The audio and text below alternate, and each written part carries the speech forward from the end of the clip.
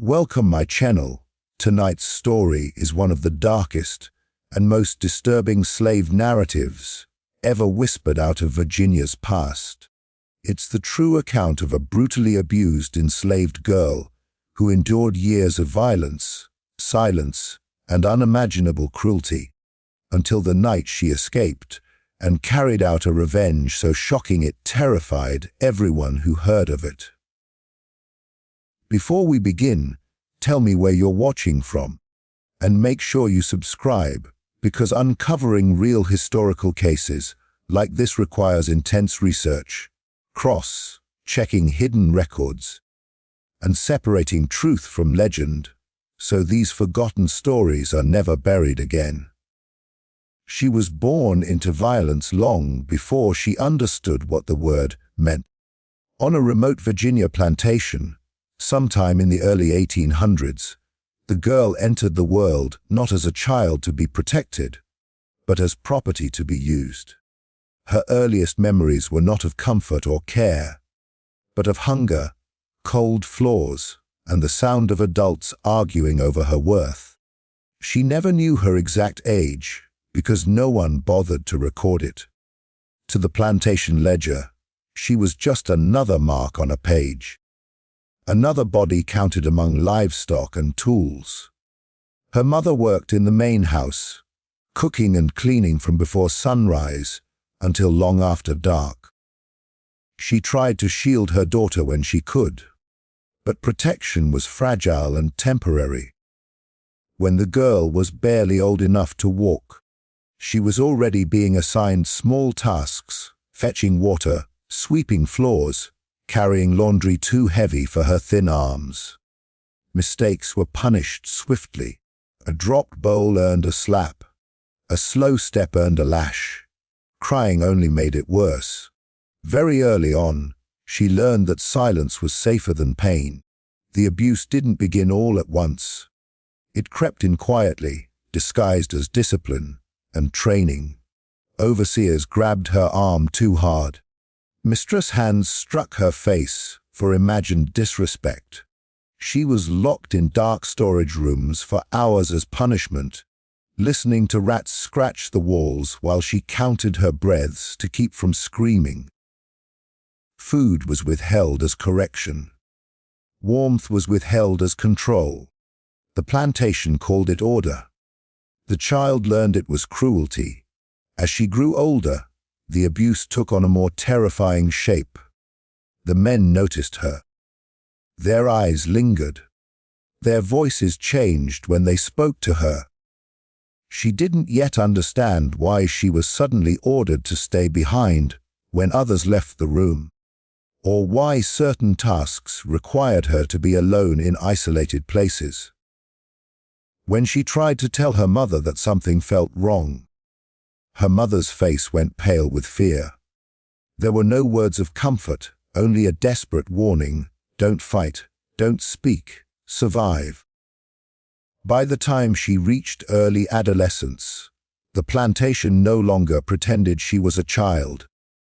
Her body became another thing that could be taken.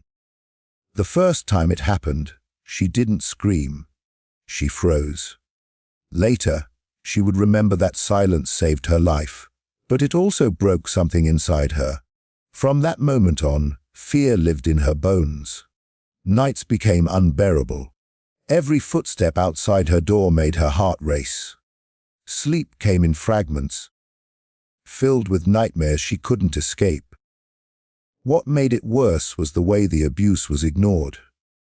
She saw other enslaved women look away. Not because they didn't care, but because acknowledging it meant risking the same fate. She saw white women in the house pretend nothing was happening, even when they knew. Once, after she returned from the fields bruised and shaking, the mistress simply told her to wash her face and get back to work. That was the moment the girl understood something terrifying: no one was coming to save her.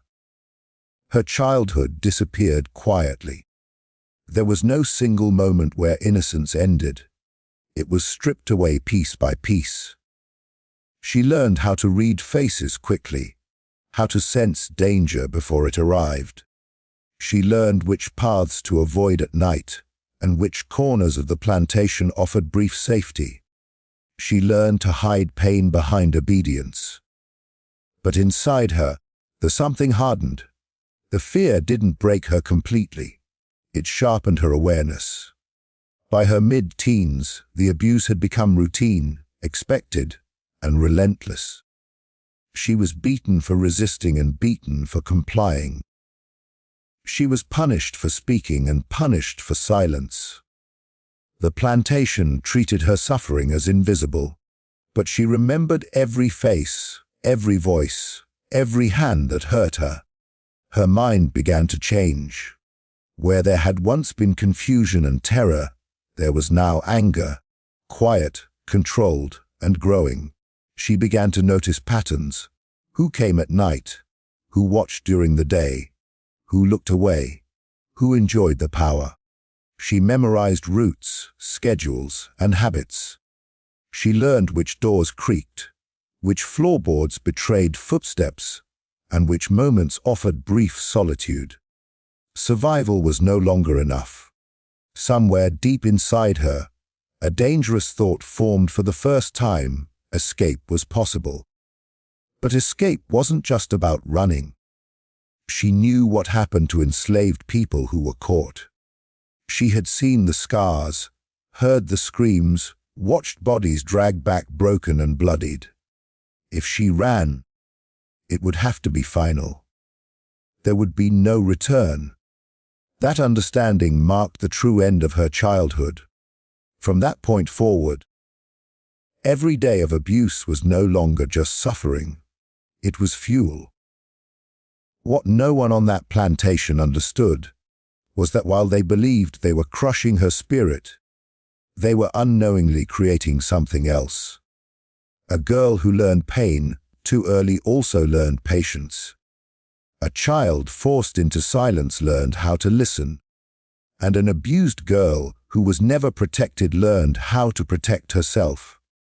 Her story didn't begin with revenge, but it was quietly being written in those early years, carved into memory by cruelty, waiting for the moment when fear would finally give way to action. As the years passed, the cruelty on the plantation stopped being random and became systematic. It wasn't just moments of violence anymore. It was a structure built to break her completely. Every day followed the same pattern of control. She was woken before dawn, sometimes by a kick to her bedding, sometimes by cold water thrown on her face if she hadn't risen fast enough. Her body ached constantly, but exhaustion was never an excuse.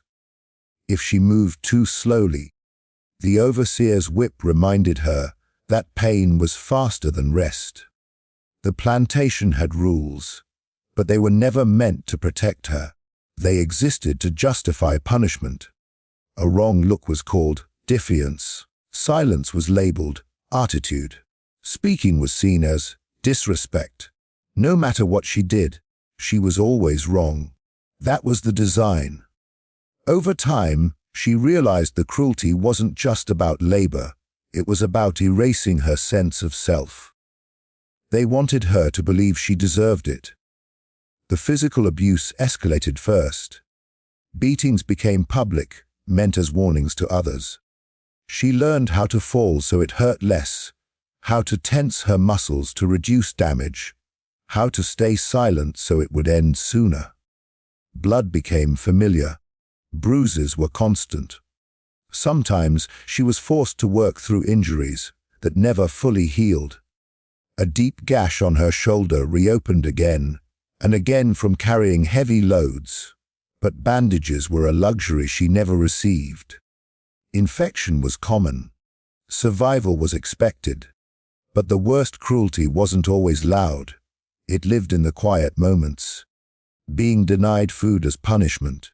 Being made to stand barefoot in winter mud until her legs went numb. Being locked alone in small spaces, where darkness pressed in so tightly it felt alive. Those hours taught her how isolation could feel worse than pain. She counted heartbeats to stay sane. She bit the inside of her cheek until she tasted blood just to feel something she could control. As she grew older, the plantation's cruelty shifted in ways that terrified her more than the whip. Men began to treat her body as something owed to them. Orders turned into threats. Threats turned into acts no one spoke about, but everyone understood. She learned that resistance brought worse violence, and compliance brought shame that burned just as deeply. Afterwards, she was expected to return to work as if nothing had happened. No one acknowledged her tears. No one asked questions. The women on the plantation avoided her eyes, some out of fear, some out of resignation. A few whispered warnings when they could, but they were trapped too. The cruelty was shared, but her suffering felt uniquely targeted. She became known as trouble, not because she caused it, but because harm followed her wherever she went. Masters used that label to justify everything they did to her. What pushed her closest to breaking wasn't a single act of violence, it was repetition. The certainty that tomorrow would be the same, that the abuse had no end, that her life would be nothing more than pain stretched across years until death finally released her. There were nights she thought about letting herself die, about refusing to rise, about stepping too slowly on purpose, but even that choice was denied to her. They needed her alive. And yet, somewhere inside that suffering, something began to change. The cruelty that was meant to crush her instead sharpened her awareness. She began to watch carefully. She noticed how those who hurt her relied on routine, how power made them careless. She saw how alcohol loosened tongues, how anger made them predictable. While they believed she was broken, she was learning. She started remembering details, keys left unattended, doors that didn't lock properly, times when the house emptied, moments when guards were distracted. She listened to conversations she wasn't supposed to hear. She memorized paths through the woods during work trips. At first, these observations were unconscious, driven by instinct. But slowly, they became intentional. The plantation's cruelty had pushed her past fear. Pain had become familiar. Death no longer seemed like the worst possible outcome. That realization was dangerous. Not for her, but for those who believed she would remain powerless forever. When someone has nothing left to lose, control stops working. There was a moment, small, almost invisible, that marked the shift. After a particularly brutal punishment, she looked at the man responsible and felt something new. Not terror, not submission, calculation. She understood then that cruelty could teach more than obedience. It could teach strategy. From that point on, every insult, every beating, every violation was stored away, not just as trauma, but as memory, names, faces, habits, weaknesses. She learned who acted alone, who bragged, who underestimated her the most. She learned which people thought she was too broken to notice anything at all. The plantation believed it had succeeded in breaking her spirit. In truth, it had done something far more dangerous. It had taken a child, subjected her to relentless cruelty, and forced her to grow up faster than anyone should. And in doing so, it created a survivor who no longer believed in mercy, only in escape. This was the stage where fear stopped controlling her choices. The abuse didn't end, but it changed her. Each act of cruelty pushed her closer to a single, quiet conclusion: if she stayed, she would die slowly. If she ran or fought back, she might die quickly. And for the first time in her life, She was willing to choose the risk. Keynote 2 is not just about suffering. It is the moment when pain stopped being the end of her story and became the beginning of something else. Something the plantation never saw coming. The decision to escape did not come suddenly. It grew quietly, fed by years of pain, fear, and observation. By the time the thought fully formed in her mind, it no longer felt reckless or impossible, it felt necessary. Staying meant a slow death, one beating, one violation at a time. Leaving meant danger. But it also meant the first real choice she had ever been allowed to make. She knew the odds. She had seen what happened to others who tried to run. Some were dragged back in chains, their backs shredded as warnings. Others simply disappeared, swallowed by the woods, the swamps, or the dogs. Escape stories were usually followed by silence, not freedom. But she also knew something else. She knew the plantation better than anyone thought. She knew its rhythms, its blind spots, its weaknesses. And she knew that the people who controlled her believed she was too broken to try. That assumption became her greatest weapon.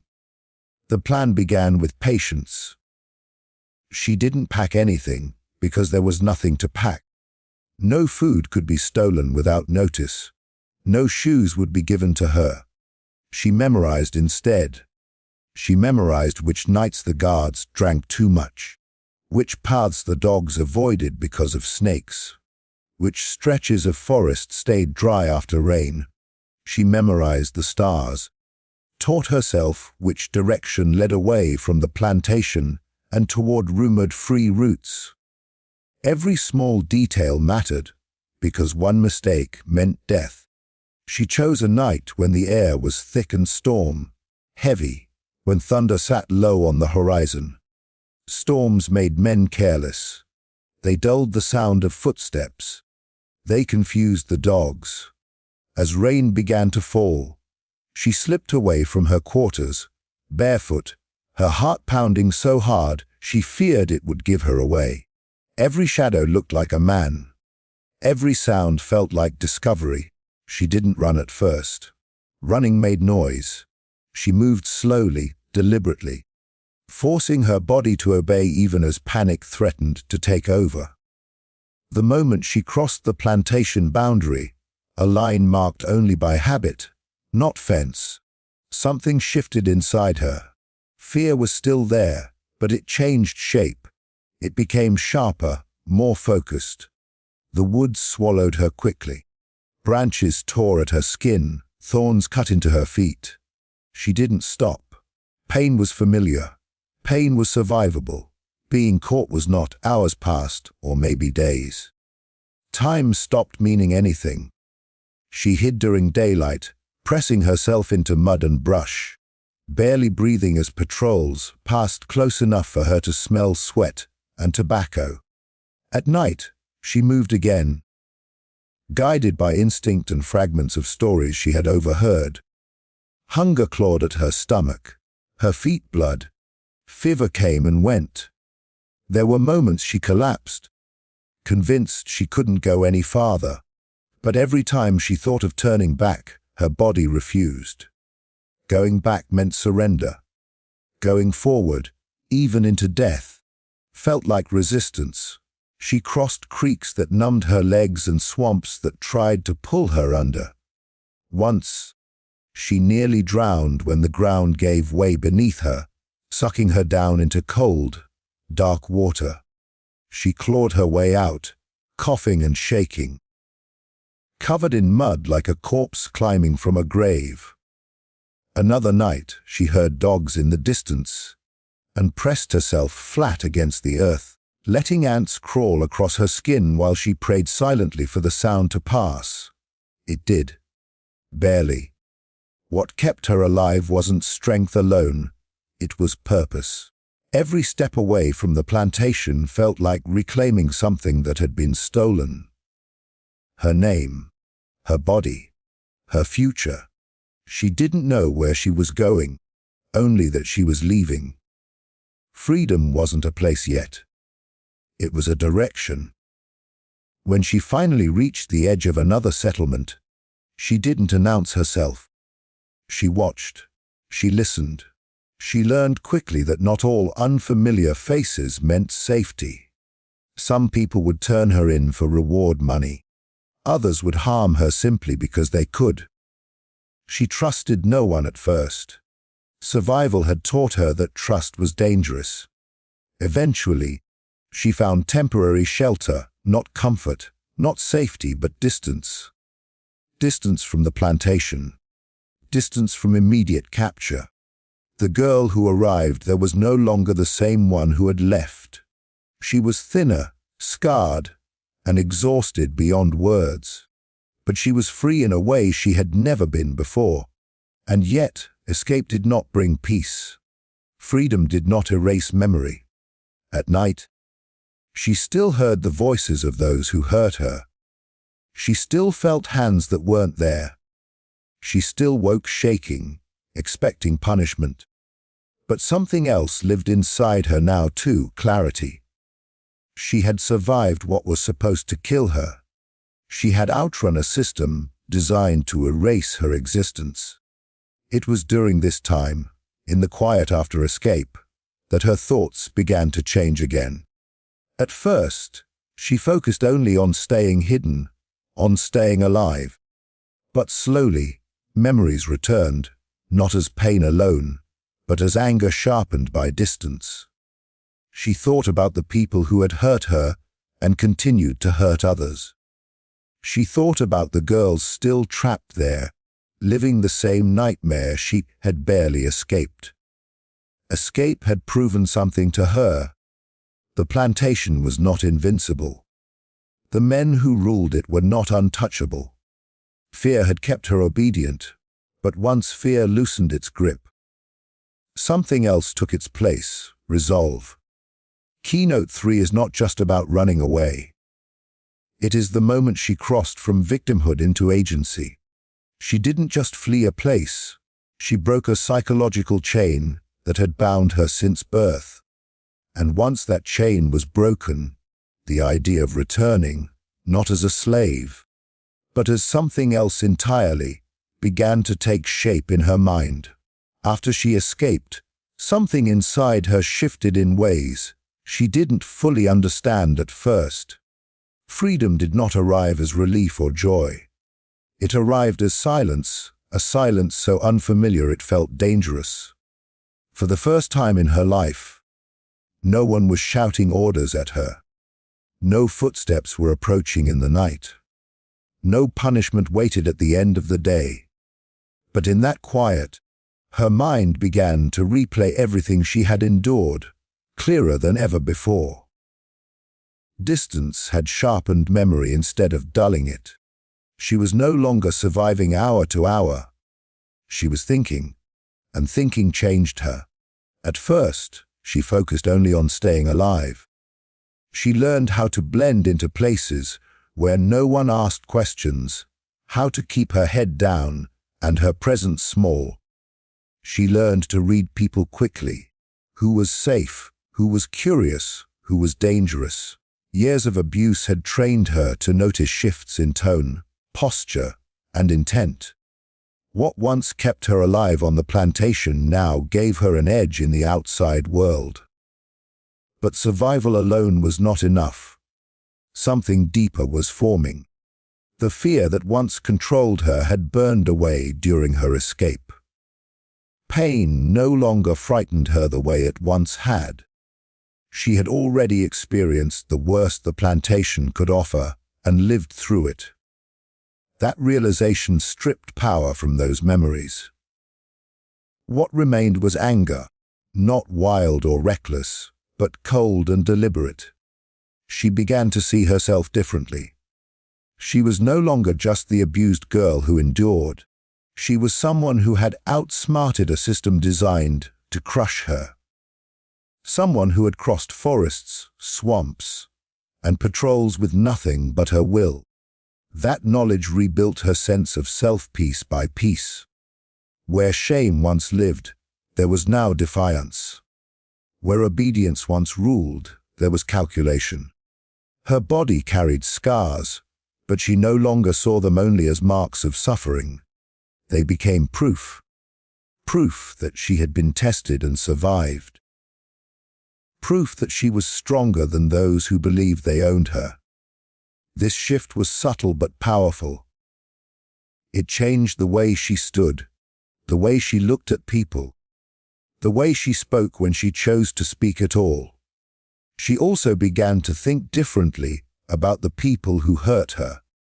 In the past, they had seemed enormous, untouchable, almost godlike in their authority. Now, from a distance, she saw them as they truly were, men and women protected by a system, not by strength or righteousness. Without that system, they were fragile, dependent on secrecy, dependent on silence, dependent on victims believing they were powerless. And she was no longer powerless. In the quiet hours, she replayed moments from the plantation, not as nightmares, but as lessons. She remembered who acted alone, who relied on intimidation rather than intelligence, who panicked under pressure, who believed no one would ever challenge them. These memories stopped being wounds and became information. She also thought about the girls still trapped there, girls who hadn't yet learned how dangerous obedience could be, girls who were still where she had been, believing escape was impossible. That thought haunted her more than her own pain ever had. Survival had given her clarity, but it also gave her responsibility. This was the point where her transformation completed itself. She was no longer just a survivor running from the past. She became someone moving towards something. Not forgiveness, not healing, justice as she understood it, a reckoning. Her anger was controlled, not explosive. She didn't want chaos, she wanted certainty. She wanted those who hurt her to feel, even briefly, the fear they had lived by inflicting on others. She understood the risks. She knew what would happen if she failed. But fear no longer dictated her choices. It had lost its grip the night she escaped. She began preparing mentally long before any action followed. She rehearsed outcomes. She accepted consequences. Death no longer terrified her in the way it once had. What terrified her was the idea of doing nothing, of allowing the past to remain untouched, unchallenged, as if it had never happened. The abused girl had been forced into silence. The survivor had learned how to listen. Now, the person she was becoming learned how to decide. That was the most dangerous transformation of all. Keynote 4 is the moment she stopped reacting to cruelty and began shaping her own fate. She didn't transform into something monstrous. She transformed into something intentional. A woman who understood power because she had lived without it. A survivor who had crossed the line from endurance into resolve. From this point forward, her actions would no longer be about escape. They would be about confrontation. And once that decision settled in her mind, there was no turning back. By the time she returned, she was no longer the frightened girl who had once memorized escape routes in silence. She came back as someone who understood timing, human weakness, and the cost of action. The decision to return was not sudden. It was weighed carefully, night after night, against every possible outcome. She knew the danger. She knew that if she failed, there would be no mercy, no second chance, no escape. But she also knew something else just as clearly. The past would never release its grip on her unless it was confronted. She did not come back driven by rage alone. Rage burns fast and makes mistakes. What guided her was memory and intention. She remembered every face that had harmed her, every voice that had justified it. Every moment when her pain had been treated as nothing. Those memories were organized, not chaotic. She didn't want destruction for its own sake. She wanted accountability in a world that had never offered it. When she stepped onto familiar ground again, the plantation looked smaller than she remembered. The buildings that once felt towering now seemed fragile. The people who once terrified her looked careless, overconfident, unchanged. They did not recognize her at first. To them, she was just another shadow, another presence they never bothered to truly see. That anonymity gave her power. She observed before acting. She listened. She confirmed patterns she had memorized years earlier. Some people had left. Others had grown older, slower, more complacent. Cruelty had continued, but so had predictability. That predictability was their greatest weakness. They believed the system still protected them. They believed fear still ruled.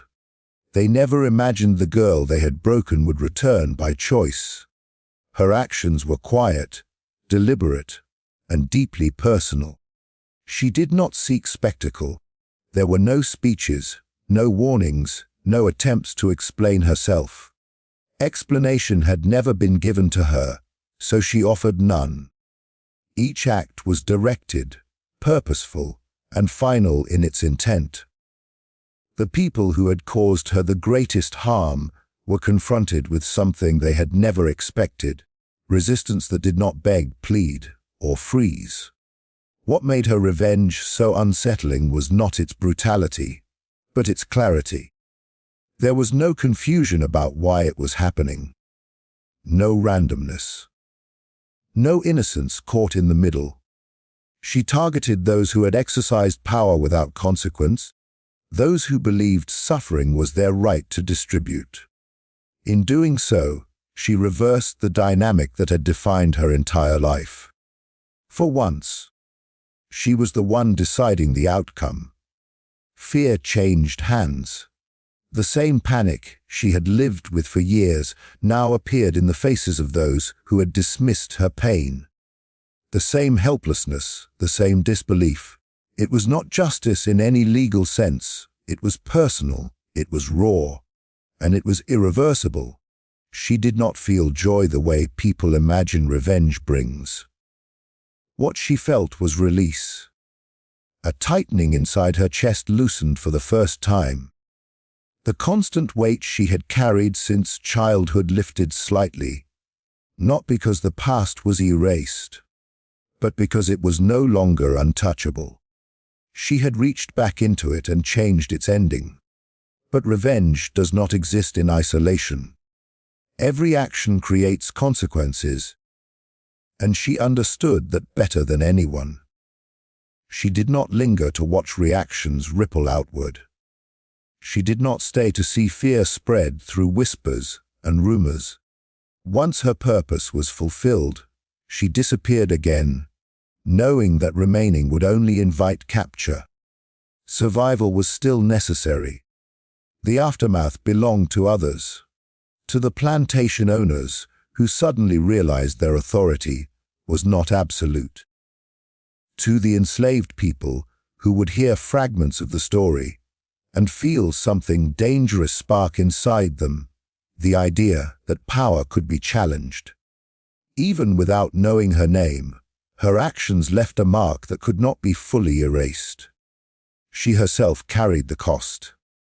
Revenge did not heal her completely. The scars remained. The memories did not vanish. But something fundamental had changed. She no longer felt defined solely by what was done to her. She had acted. She had chosen. She had refused to let her life be remembered only as a record of abuse. In the end, her story became unsettling because it refused to fit neatly into comfort. She was not a perfect victim, nor a simple villain. She was a human being shaped by cruelty who responded in the only way she believed the world would understand. Her revenge forced an uncomfortable question that still lingers when a system denies justice completely. What does survival eventually demand in return? Her final act was not just vengeance. It was a declaration that silence had limits, fear could expire, and even the most controlled lives could reclaim agency. Whether history judged her harshly or sympathetically no longer mattered to her. What mattered was that the abused girl who once believed she had no choices had proven, at last, that she did. After everything was done, the story did not end the way people expect such stories to end. There was no closure wrapped in peace, no clean moral resolution, no moment where the world paused to understand what had happened. Instead, the aftermath spread slowly, unevenly, like a stain that could not be scrubbed out. What she did disrupted more than individual lives. It disturbed an entire structure built on certainty and fear. The plantation did not collapse overnight, but something essential cracked. People spoke in whispers. Doors were locked earlier. Overseers traveled in pairs instead of alone. Authority, once loud and unquestioned, became cautious. The violence that had always flowed in one direction now felt unstable, unpredictable. For those who had lived comfortably within that system, the change was deeply unsettling. They had believed themselves untouchable. Now they knew that belief was false. For the enslaved people still trapped there, the impact was complicated. Fear did not vanish, but it changed shape. Some were terrified that retaliation would follow, that punishment would rain down indiscriminately. Others felt something they had never allowed themselves to feel before: possibility. Even without knowing all the details, they understood the meaning. Someone had pushed back. Someone had refused to disappear quietly. That knowledge lingered, even when no one dared speak her name. Rumors traveled faster than truth. Stories grew sharper, darker, more dramatic with each retelling. Some said she was everywhere at once. Others said she had helped. Some turned her into a monster to make sense of what they couldn't control. Others quietly admired her strength while pretending not to. In a society built on dehumanization, her actions forced people to confront her humanity, and that made them uncomfortable. The authorities responded the only way they knew how: by trying to erase her. Records were altered or left vague. Details were buried. Responsibility was blurred. The narrative was reshaped to protect the system, not to explain the truth. She was described as dangerous, unstable, unnatural, anything except what she truly was, a product of prolonged brutality who refused to remain silent. History, written by those in power, had no room for stories that exposed its foundations. As for her, she did not emerge as a legend in her own lifetime. She returned to anonymity, carrying the weight of what she had done and what it had cost her. Survival after revenge was its own challenge. She had to live with the knowledge that some lines, once crossed, cannot be uncrossed. There were moments of doubt, moments where memory resurfaced not as strength but as exhaustion. Revenge did not erase trauma. It changed its shape. Yet she was no longer haunted in the same way. The helplessness that once defined her inner world was gone. She had proven to herself that she was not merely an object acted upon by history. She was an actor within it. That understanding became a quiet anchor, even on days when guilt and grief surfaced together. Her legacy did not take the form of monuments or written accounts.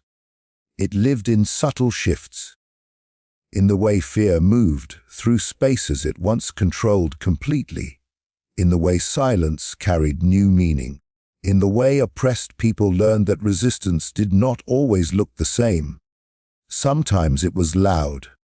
Sometimes it was quiet. Sometimes it was terrifying.